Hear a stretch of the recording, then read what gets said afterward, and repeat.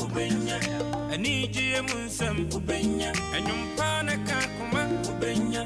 yamaimu amanyosem ubenya osumpa di brewo ubenya ninyina Sompa FM 93.1 Sompa die Emakefiapa Yamma kwaba Mama Jo Eba Sompa 93.1 FM so Kumasi 98.9 Sunyane na 90.7 Mkranza Oshe live our Strong Voice Network Facebook ni YouTube na so live ho afi so ko Sompa 93.1 Facebook live ho uko Terawan TV live Sompa TV so live ho tifra unua no so mfri nua no so mfri nua no nkanche obia nkanche ne ho se no na ya boy die na ohene safo ene ne Strong Voice Network no krado yebedi honorable ken ho adat ene dey freestyle ene dey free for all because na me ya adoma adachina ya the showdown kese pa work kese pa bi mada ebe so Ashanti region honorable ken no asset record no aside break o hwe last 2 weeks and cry showdown work ba so na hwe niji ankofo ankasa fido mu pem eba ya na eyam kan ye tiene so yawa ha na me adoma edachina anopa 6 yebewo enti se wa krado a mesoma ena de fie ha aboma ena de jama bia ebe hyehye so fie ha no se umfa wa fidie nto ha na oye ahwerade na ansa na no yenka etiefo se na me adoma ena na otwe enne na otwe ayes October yade Sompa etiefo ne Sompa hwefo ne Strong Voice ne Honorable Canada fo nyina OMPP delegate unya delegate oyendis oye Ghana ni nkoa de na se vinza onya Ghana ni po na opo Honorable Canasem na opese one Strong Voice Network ekabom eko atwema yabi ekohwe dam akesi enuma Honorable Can etuye awoho free 1998 bepim 2023 down ewo 25 solid years ni ewo ti the show no na me adman na otwe the cancer hour be free atwema yabe de aba na me de me kwa me de enchine meko tomatoes jene na me gari na adokono cause we kwa nam na me kwachi fresh one no bom meko abunabunu onse do tama na yakwa abeso no oputo meko emfipo bubum na twitwa oje ne no bebre agu hu na jam meko no na wo di nyina na ohwenum na mape tissue round one bundle no na me de ko because eden ya ko wi sa meko we de ohwenum be so nsio enti be kwa me maboa me hu na meko enti catch it on or say or a vegetarian to there you call say that bofre or kama turn there or the very bofre to why crowd me so my crowd ene yenya hoho ewa ha yenya so for pani bi ewa ha ene be din komo ye sma yensa enai enum bi na ya fe yaba koluma shifu fia because nyamba china show down work na jama di be gina mo ha no na studio poni na wanga sabe be say feeling wa wo ho na wo hwe na wo feeli akwabi na ohu tikobi obetwam na ofri fosu kwa ademra do sam ni yengu kwan so ntifutu tuato hwede o say oboy kaketompo no gwandem na obenya no obenyina na obeto afo wim enti studio poni mo beti bezi studio ha na nyame adoma china the free so run about Ecofabre Port Junction yewuram akwesi Bantama High Street kopi G runabout abefa ketia abe TSC adum abefa asafo interchange ne so kopi Labour runabout na fe ya fana ya left straight to Jubilee Park eho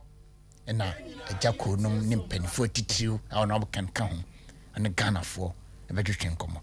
nti why crowd a mesoma crowd eja we de me pese me body me pese patch up ben microphone no mame we also for dey me sure say microphone dey unso microphone eja majo ye nua bibia boko Nyankopɔn adom bacho udin edise Prophet Akwasi Fojo Carlos Prophet Akwasi Fojo from Goso Akwasi Fojo dey me there but Carlos now dey tattoo no oh Carlos also the reason so was it come again righteous loss I was saying was it I know the abrofo na can dey tweet but me the abrofo dey dem mpe Prophet Akwasi Fojo amen yeah me mpe brofo din amen to da che me ba bia na obebe brofo din amen na oba me ware na obo musuo e koto me ba brofo din ayo wadwune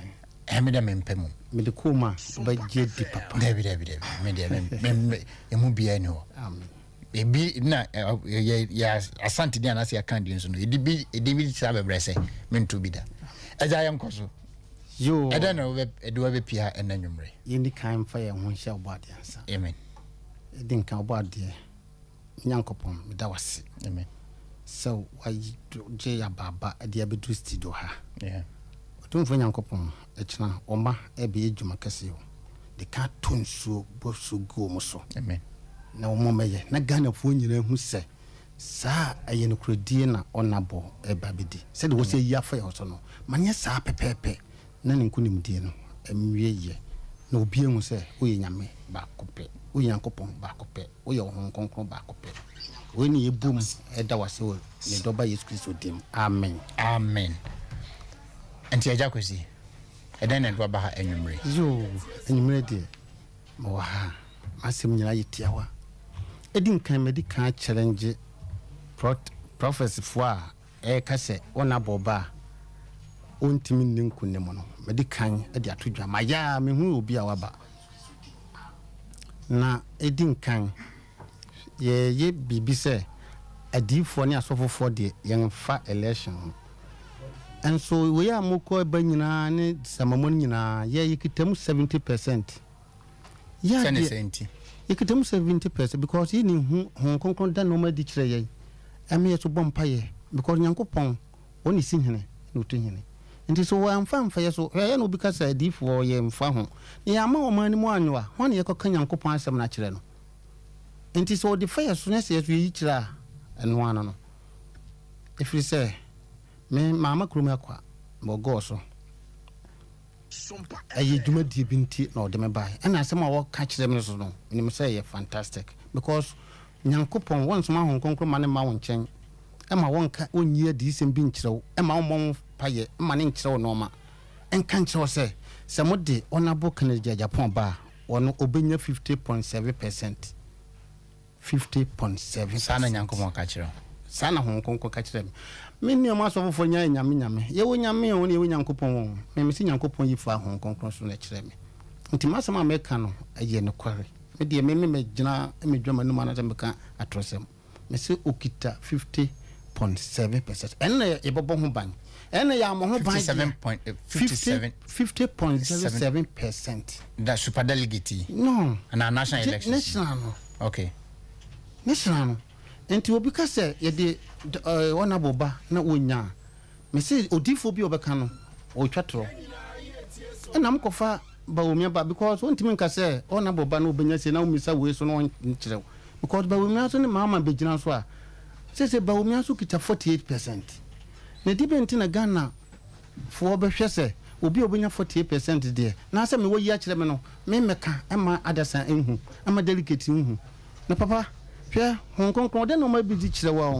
wo kire wo papa wo kan hu bibia hwe onabo mo nya no munso no moden efiri se man so no mu yie no wa ma hwe o ma na anye ese Nyankopɔn a kire me se me mmra na me meka ne ho adi sem ne no ma wa hu me hu afa ne ho no me meka no eso papa because the normal bibre daddy a kire me me be ba ha no me hu se NDC e pront se si ya NDC te ha mama ana ba wumi ate ha mo de ne blue ana we white tama bofo ne beduru ho no papa otwa na ni hwe ha no wa woso ne ti o se twa na ni hwe na no wa woso ne ti o fe o nante ne se gunachi o ko ma kakra fe de me Bible nikita no say ba me life class say yemfanto say honorable ba na say MPP amlekate no a yenkumi kura me betoto me pesofo a na say odifo obetima bekasa asem bi ne yemfanto so this year ene ebehu adifo atrofo ene ebehu asofo atrofo ene wo mu frɛ nyame se me dem se nyankopon yi fa hon konkron so na kura se na me beka enti pagya you know wa na ho na say studio me na say asore dem me preach ho na obi say papa asem wo ya wo kan ya na wa hu me kura masonda ye hu sa masonda ye ate ahu asem ya wo kan pepepe enti na asem a me kan minim say me nyankopon be ya fa nipa bebre so amon hu say saa ye hwehwe omanpanyin bi a obeba emfa won de besi bia hwe NDC fo na mo no mbako no omukita ade bi pa ya ni nyina ho konkron de na di a kire me because somebody ba wo mi aba na se ebedru ba bia pension ti bi wo kra Asante region mo stronghold kra ye nsan pension ti bi wo ye nsan ya ho konkron de na di a kire me eno so de me se memma ye ho adwuma papa ye be ya betima wo ka bo sa 50.7% no na wonim de mintra me ka ho konkron de na mo na di kire nyina ya me sa ba ya ye betu 2024 eye history making eye history pa na be ye because mama ba na se obinya o make history ona bo so eba na onya o make history MPP breaki 80s so o make history na de binti na history ye ka monhwe esika no so esika na ye di no big six na wo so meboa republic is so abai say modi say mo twa say ye twa 5 eja onim because of work no yeah ene ho ye betwa no ma so enti wo de ye wrap up na nyame adoma next week no because ene packed won say wo hwe nipa gu ha nyina this particular show nti eno mo yeah enti wo de me bone to fa no on say me kana se de mahu on se nipa says na wo so se nipa says na NDC say ye 5 sa 5 no NDC for anya 3 aka MPP e de binti na muntimi mrekete no because on konkon na no ma bia di nkyerɛw no won kyerɛw se de city nyina enti say muso na aka mo ti mo breaking 8 no enti na me ba mo elia ya frɛfrɛ me sen kamemlo enso no because me di kan ba kromian ba bia me kosi wuntimi TV station ana me ko kyerɛ match me kyerɛ mo german manager na mo se saa se no won dia aha de e camp bi enti me fa anko me so se ska ka papa nka minim se nka bebi demahu ana meka na samo de ona boba na se mesere se wa mlekate no a mo pa mo fa me set example me metima kanta na waka kyem te me rapo na apo no ye wonsem ka ana wonsem kyerɛkyerɛ mu na delegate so amokoto aba no so de mo hwɛ se obi obenya 50 plus no ene obi obenya 48 ho na wo sese motoma no nye ntimi mfa ye so ye mpaibo ene akwankyerɛ ne bibia emfanto dwa na monye on point na minim se nyankopon no a o neneji Ghana hono o mamu ni nkugu na se ona bo antima mlekidi ya masaka makane 3 times mfa me set example eja me edase nyame aduma dafoforo no okay ye no beto so na okay yakọ anim bi eye prophet akwasi fojo na eteninkan e ka eti for say lawyer kwaku amodate our customer honorable Ken ne campaign team no e wa ha na if you had ene the besi wa shaibu la sisi atenase te quickly no meko shaibu ho na e Ken splash and e Ken splash obe try to tiama because enne no if you are I charge me your first as me hu na che na first aba she say bibia edidadi honorable saibu honorable saf bibia boko na o show down way okay o show down way empasa me share ne sao ada kashi nyane dia ala kashi watone de kashi atone de aba mo on se matade no eheminte mo be chene efechen odie no anya hwe and a Ken splash there safo na Ken splash basically about the showdown walk of us and e ba be di nkomo in fact ye na police for awie ba bi e be fa no enti abusianfo a mo hwe me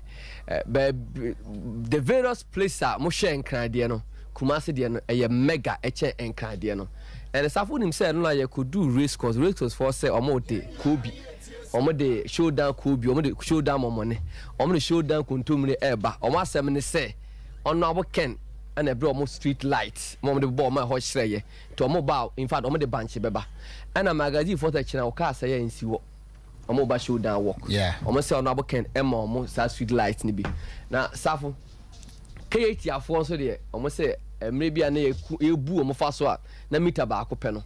onye honorable Ken ebe kasa ya anka amfa yi de safo enyame ball china no ye free ase e wo State Boys Park ya and I police for agree on that ni anantia ko fa Abrepo Junction ni afa Bantama High Street for G about so ya left ya sania ni afa Pampas ni afa prisons animo ni TSA Life Supermarket ni asane asafo interchange ni afa labor about na fe Jubilee Park we ni route a police for no ye no matena se a o matia se dechina there will be police a o be protect work na safo yes we the security eba but abrante bi ewo Swami constituency and no the microphone and nam ya announcement say e china Dr. Maumia team so ye work e wo Kumase work ya approve ye honorable Kennedy Kwame Akompre ko Japan work nkwa na approve yes ramo mo pa mo betima ye mo dia after ye ko e china work e wo krum ha ye honorable Kennedy Kwame Akompre ko Japan showdown work and yes approach for member and the security men so be ba now what misbehavior I was see flashing out because a pona o ma kwa akobọ no on person with nipa bi no mo show no aboke na tade no me basa basa o work no na brantie e wo so ame about to mpesu am o ya me boni din yesre no o wa ye ho say o electoral area ho no e ho no go area o sorry na wo de o mo enenam ekọ gigi niam o manfo ho o kwa se me electoral area de me de force nya de amount ana wo yesa o distance mu no se echina se wo de opa fobi na hye na ono aboke na tade no nipa no wo start se nante kwa mi ehu se onye ono aboke nipa nti ye betwe na de film ensafo showdown t-shirt ade bi wo SOMPA e bi so a chefem but e bia wo ye Ghana ni wo abruchi wo Cape Coast e bia wo ntimi ba ye say operation donate a t-shirt to MPP delegates operation donate honorable Ken t-shirt to an MPP delegate na abato de safo eye cool chop eye cool chop they be asa make kan safo o hwe Alan situation ya ete say maame a oni kunu ete awade ase na ababa gije papa na papa na ko ne ho ade apa maame na firi awade ase na wo maame na ekwa wo aba no papa no akora no so ono maame kora betena ono maame kora tena nyeyi enti Alan chitafo munim die enti Alan na sifo eye akwa ni enti Alan na sifo na wo to abakora ma na wato ase no enti Alan chitafo nyam mba on board unim de MS ne support on aboke unim de MS former ministers be ni MPs be ni we phobia omo so Alan see from no quick because the ombenya nti omakono omo ye few and na sankofon so omo no mo ho ahi enti ye ne ye on say Nyankopon preparation na Nyankopon prepare honorable Ken no eye ade a person de be change oman no ti obi a oye sebi obeka ho a enye bia no Nyankopon enye omo pew Nyankopon na yi omo nyina fi Alan and honorable Ken they were all on a rescue mission so rescue Ghana and MPP na sebi Alan so nkwa se na udi Alan chi sa akoma pa na udi Alan chi enye sa fi no so okọ because ensema wo ka fa sa candidate no and na wo san akọ kan che delegates ni say nipa na asema me ka fa no me bo ana eket eye bibinti na wo kwakodi akire dia dia me say ministers and MPs they should go but polling station executive o mo na doso se polling say the mo hwed ania ya dia hye Alan anima lance won contest bi mu nipa ba akopenti nipa oba mu 2008 and na opasa che say ye te party en na te ye ninti ana se bi en fa Alan nya hwe political party ana Alan say watwe no ti yesrem yo obi na support Alan na pe honorable Ken fie na bra betena na sa bas ba ko da emu bas ministers ko atata dia am ya ne say se na no kremu na mo di honorable Alan na chia otwe ne ho no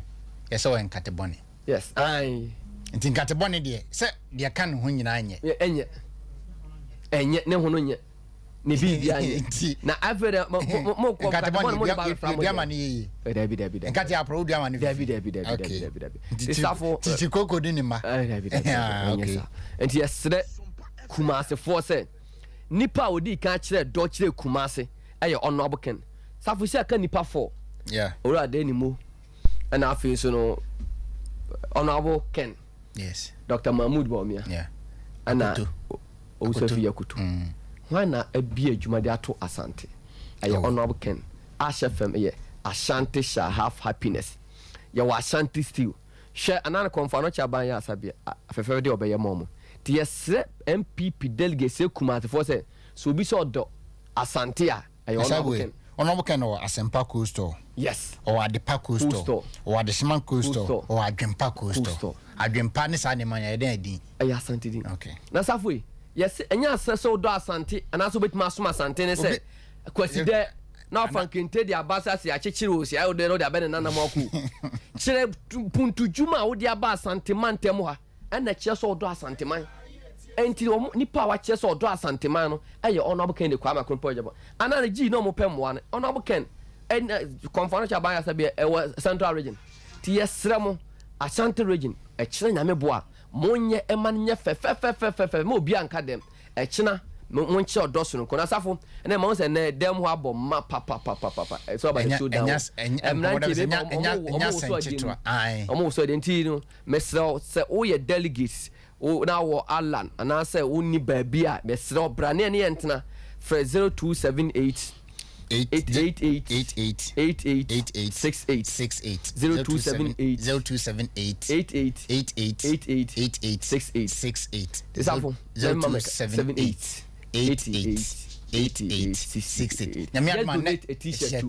Braba ko your friend no Safo Germany. Wa text me sisi ase obedonate 10 good t-shirt. Anti monya ne sa na china. Monya ne sa. Na manfo nya bibri enhye wo de se one kra na obetima donate a just o delegate bu wa na obi de kra na o de abadi 2 million kra so ade chen ya hu ba bi na ya de na oduru dwaboso omo de na mafiefie mu t-shirt niska banti na hye obi egane wo no Ken enne kofo etimi ba me to 20 me to 10 me to 1 me to ba ko sei oba so mpa so pe la cost na la cost so asan wa ha na me na bi wo me ho ameba be 40 minutes na papa penimu eja na dwuma ho ete ha twen me say meba no be 30 la cost we na tire some people before our research team we asafo otere some research team ho ka do muni research team omun ne eko na ho nwom no mo tu uni nti abo akoto we meku senye de aboronti aboronti research team omun nim say honorable Ken na enwe ba say honorable Ken ba no abete delegate nani o ma delegate anya adwuma ye na ye ntumi use no fa nya ngukudu adwuma ene ye mfa nko opposition na omun nim ba bi na omo boa Alan ko fa be kan de party omo po mumpu ya baje afro mu nsem tisafo omo po mumpu de ya baje omo po mumpu ya baji na bye bye ye eno anu safo honorable Saibu odo boache enterprise magazine was obedo no t-shirt but waka same the day be atachiri ana me amenu aba mamiki also to no Twitter part mamiki on promise but mamiki me so me jan na ma president okay ana bravo ko so mami ana ka chin se me pledge 20 on achi okay sister Dorothy but Addison or US what 30 good 30 no wama me 15 wama Masadan 15 there me dey akoma no and Mr. Andrew Kofi upon brinya eto 20 edema Jaco endra onabo kan so to hey onabo kan papa on to you mama ena e kan say Mr. Albert Broby also US also to 20 edema Jaco endra ena nipa bi so adonate t-shirt also yem fama delegate for Mr. Kingsley A. Amwa or US of A. On also a donate t-shirt they say fama I can say Mr. Jomo and so I donate 40 okay Mr. Sewa kutu na down for so donate me phone in here how to get Mr. Bernard Osu Mensa also I donate 10 Mr. Bernard Osu Mensa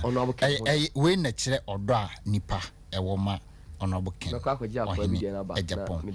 we there on Nidino ama anti mint min fa Nidino entuja entino Shaibu Lasisi na yetene na Shaibu woni bibi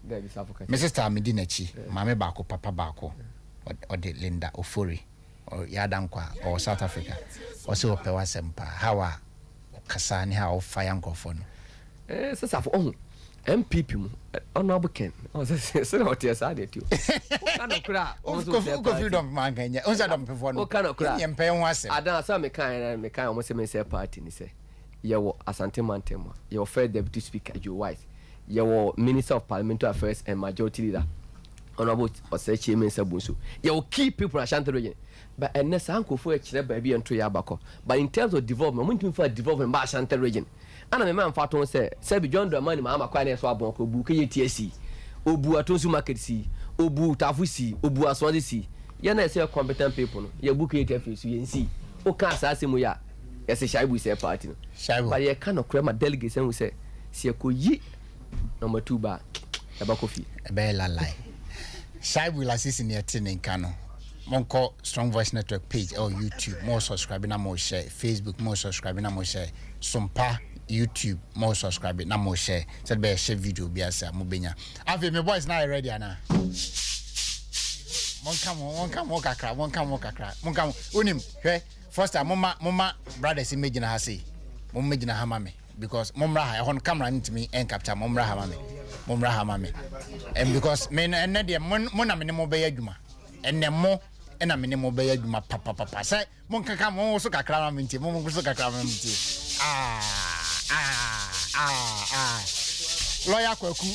lawyer kwaku amodate atenase weda se lawyer akwa no me be on microphone yes. Akwa aba ya minua bibi aboko de ya mesuno ko when aje papa when aje ai beyond and above sao yes over and above when aje pa yes mami when aje sao se mo ya ready a na mo anayenko oh aha aya Sompa 93.1 FM Kumasi Sompa 98.9 Sunyane Sompa 90.7 Nkranza live Terra 1 TV live afi so Strong Voice Network page YouTube ni Facebook ni so live Sompa 93.1 FM so live Facebook and YouTube afi Sompa TV YouTube so live say me boys na ready yanko next 10 minutes modia yanko 10 minutes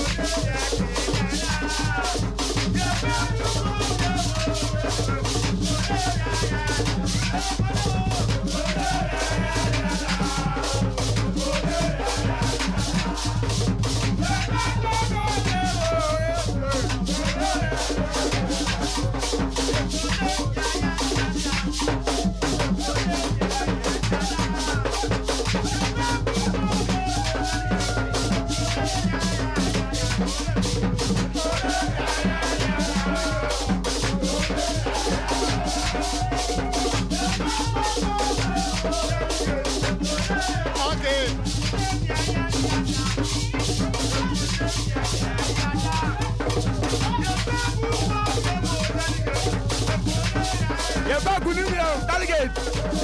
Yeah, good for delegate. Yeah, delegate.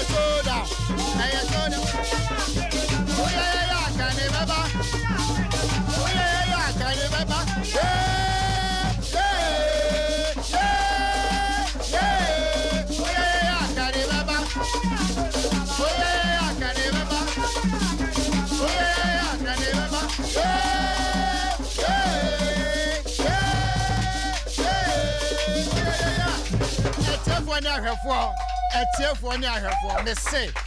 na be ya do my that na so one joining ya na wa how so one me joining showdown work ya na wa how if it's a studio haponi eh one already am maka me mranti bremu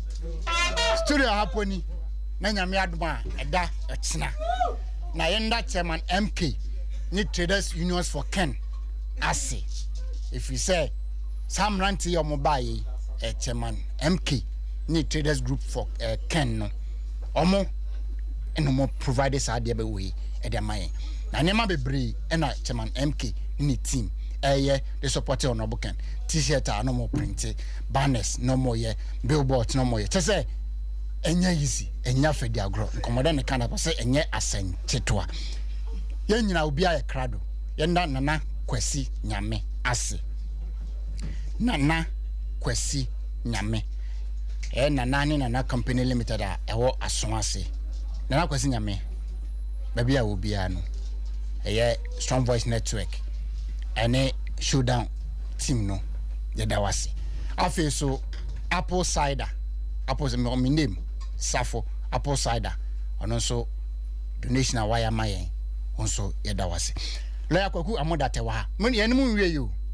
henemu wie kra na de lawyer mo atansi obi a 2 minutes ye sadi be gine ma ye wi a na yeko nti mamu wore kra ye 20 solid minutes we anima e be shi jaman kwa ye wi a ni ada ahefo ni atifo ase na ye konti be ma lawyer mo esiman kakra na afesu ama ye tiefo ni ahefo so abem na wan be ye contribution say showdown work na say eniji e wo studio ha no say meni